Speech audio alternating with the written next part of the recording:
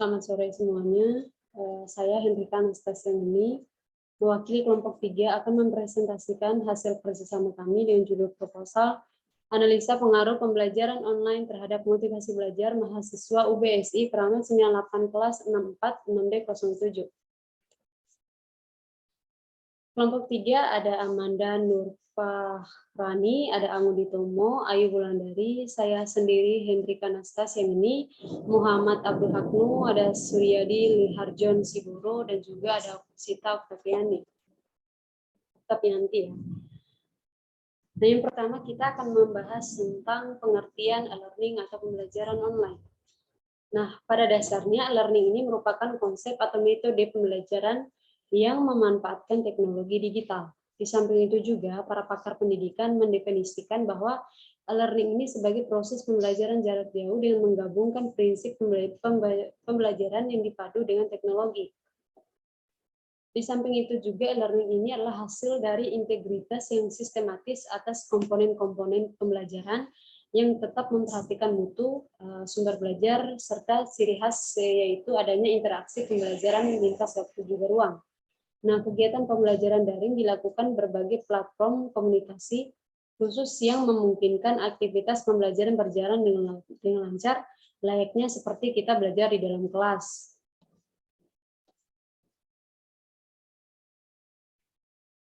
Nah, yang kedua, pengertian e-learning menurut beberapa ahli. Yang pertama ada Abdul Baril Hakim 2016.22 yang mana mengatakan bahwa e-learning ini adalah pengajaran dan juga pembelajaran yang didukung dan dikembangkan melalui teknologi dan juga media digital yang juga merupakan salah satu bentuk dari konsep distance learning atau belajar jarak jauh.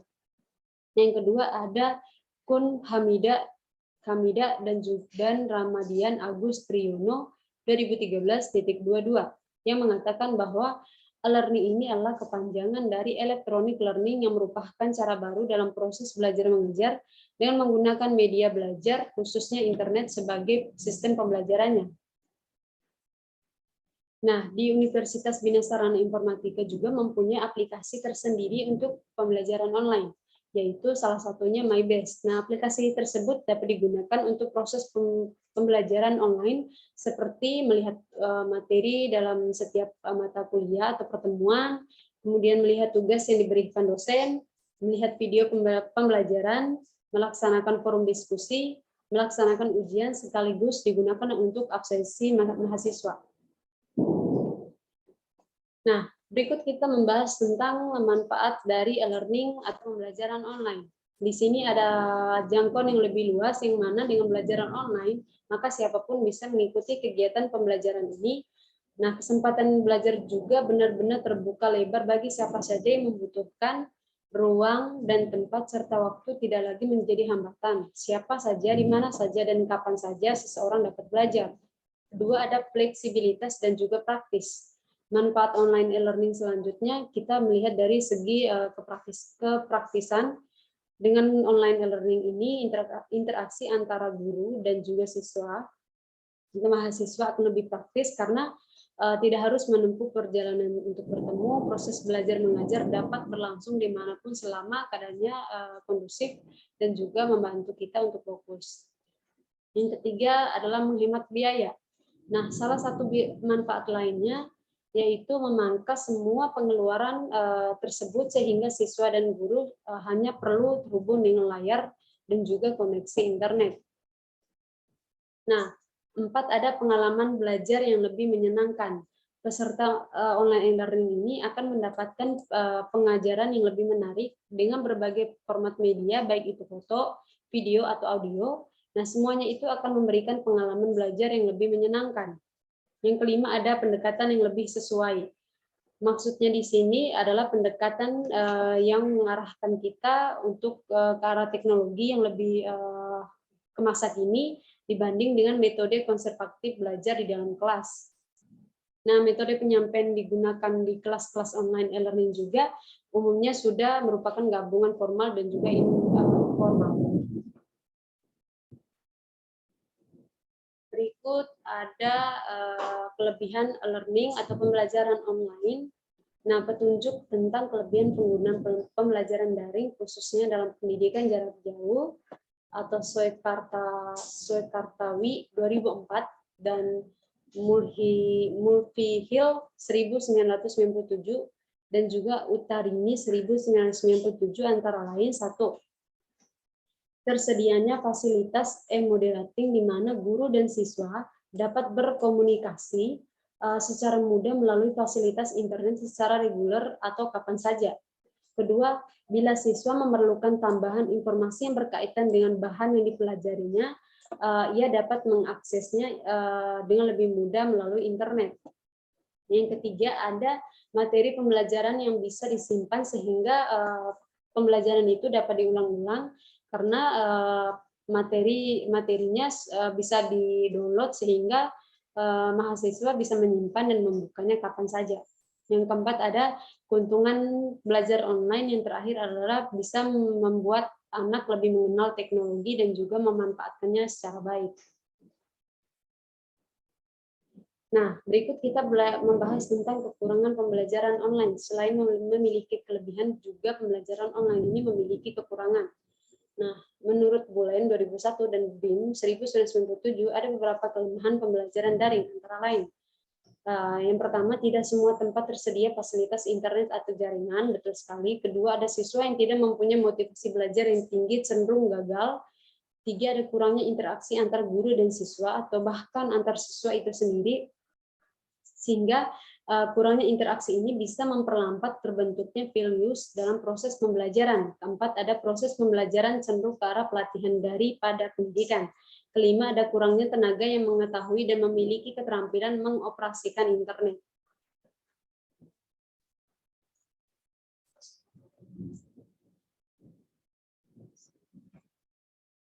Nah, berikut kita akan membahas tentang motivasi belajar.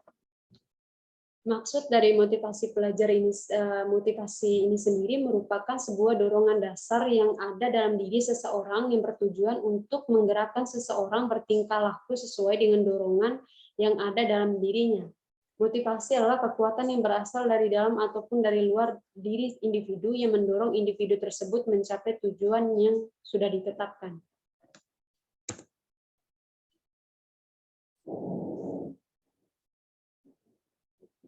Nah, fungsi motivasi belajar menurut Sadirman 2016, motivasi belajar memiliki 3 fungsi utama, yaitu 1, mendorong manusia untuk berbuat, kemudian 2, menentukan arah perbuatan, dan yang ketiga, menyeleksi perbuatan.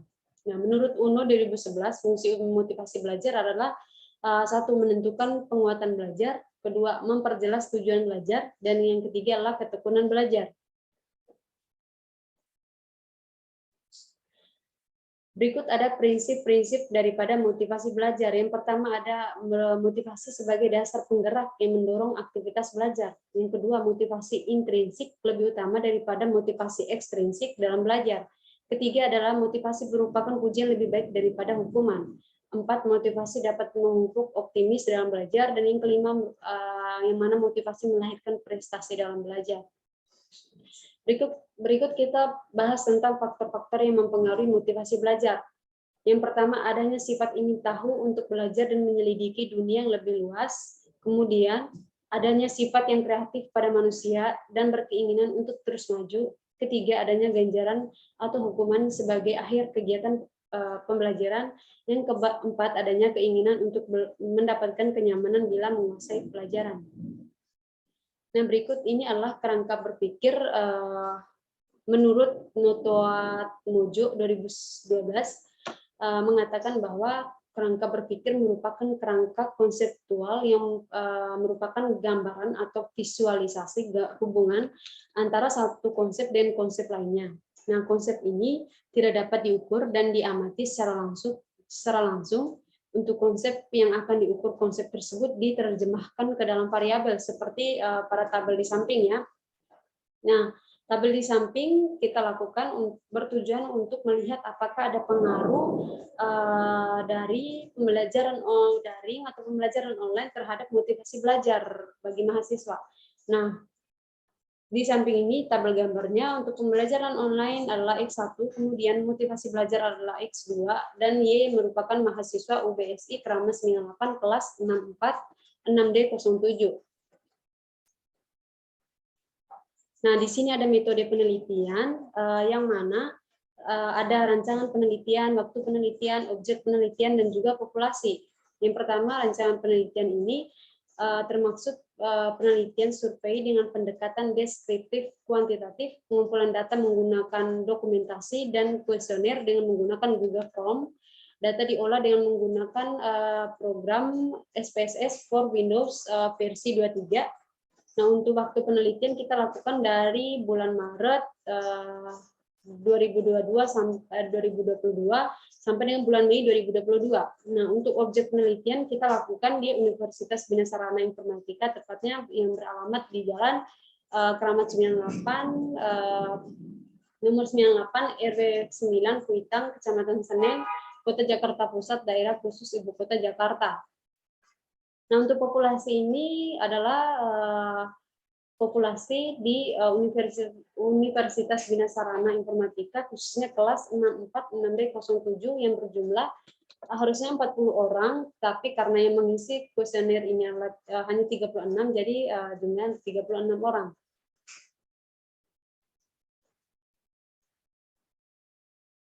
Nah, ini adalah sampel penelitian.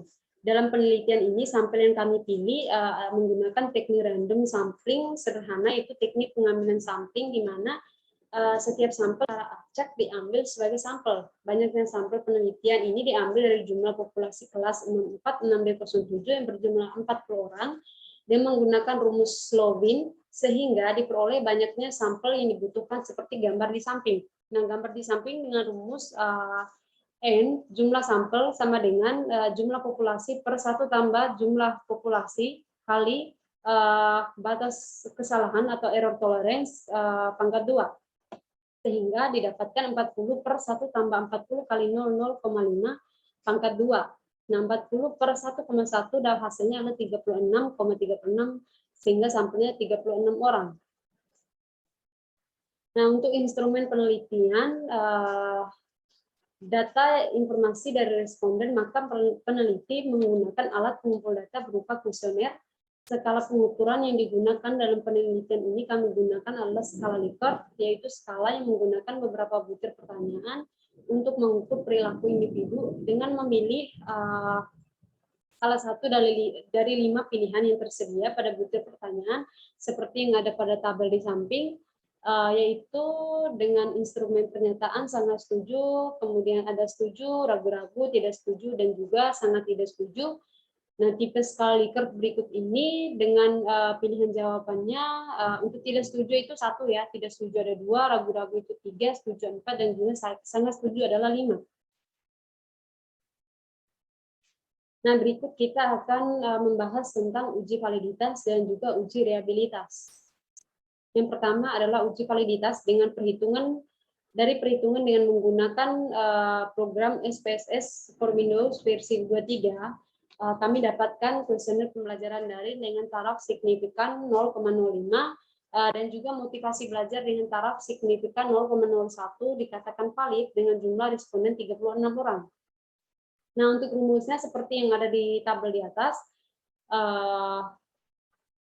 R XY sama dengan banyaknya sampel sigma XY kurang sigma X kali sigma Y per banyaknya sampel sigma X pangkat 2 kurang sigma X pangkat 2 kali banyaknya sampel sigma X pangkat 2 kurang sigma Y pangkat 2. Nah, di mana R adalah koefisien korelasi, N banyaknya sampel, X adalah skor item dari X, kemudian Y adalah skor item dari si Y. Yang berikutnya adalah ada uji reliabilitas.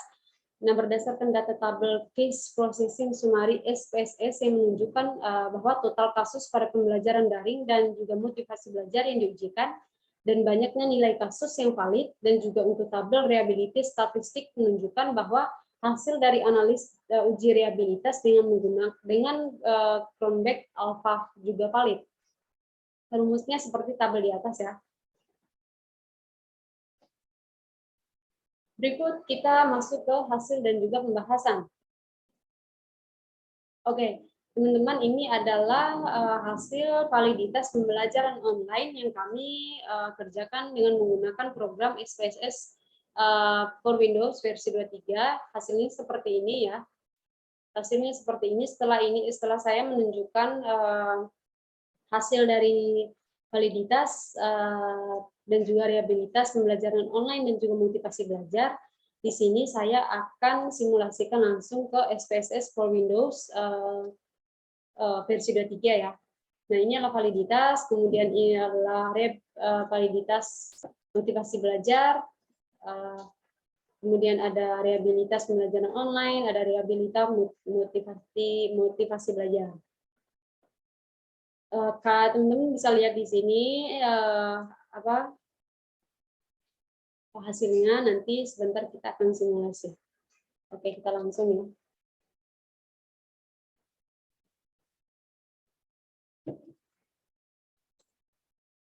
Kita ke ini.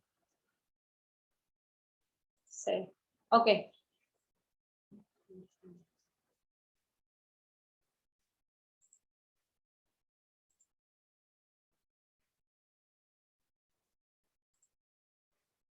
Oke, sekarang kita untuk mengetahui hasil dari validitas dan juga rehabilitas, kita harus masuk program SPSS, kemudian kita langsung ke file dan file open data. Di sini file open data langsung. Nah, data hasil dari kuesioner kami saya udah simpan di Excel ya. Nah, sekarang kita langsung aja ngambil data dari Excel tersebut. Langsung aja di sini klik di sini, langsung aja Excel. Tadi yang pertama kita mencari tahu validitas dari pembelajaran online. Nah, langsung aja ya. Di sini saya sudah simpan di sini. Langsung aja open. Oke. Oke.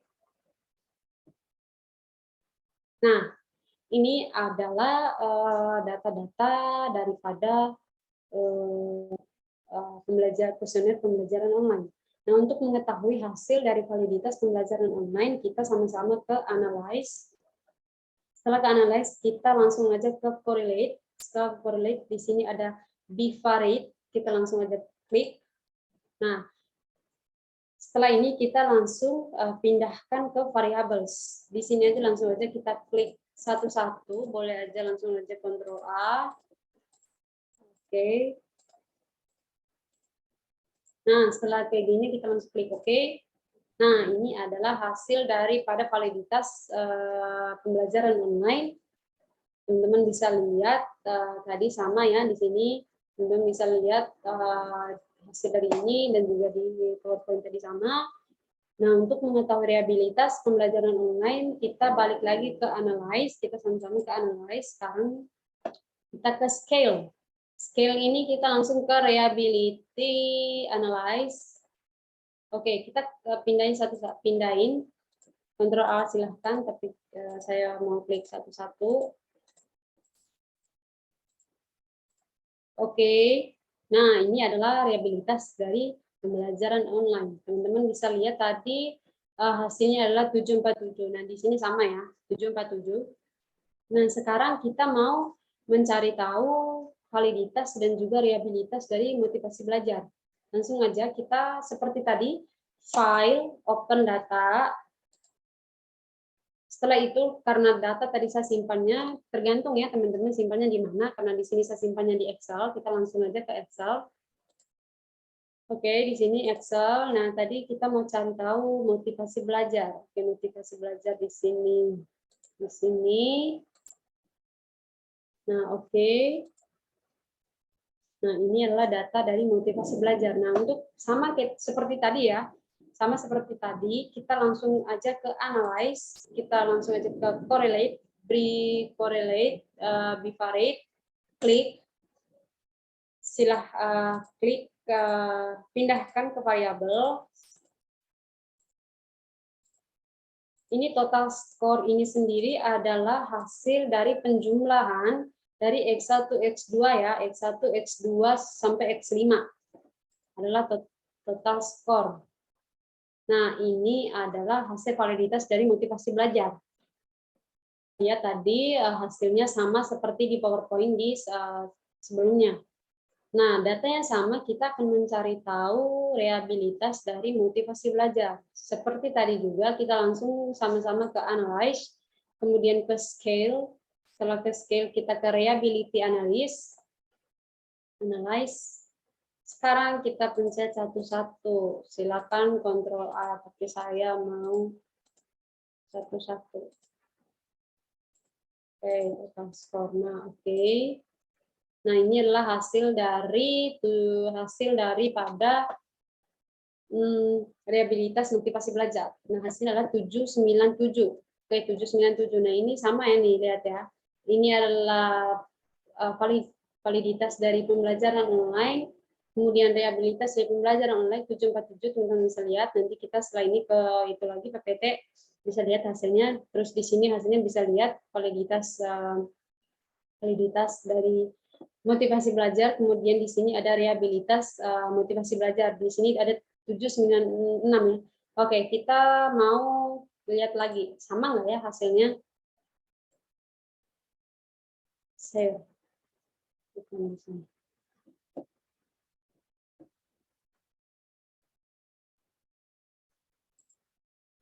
di sini tadi.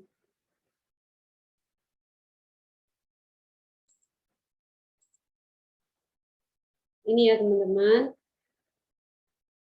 Ini dia. Ini sama, kemudian di sini ada 747 dan 797. Oke, seperti itu hasil simulasi untuk yang menggunakan program SPSS for Windows versi 23.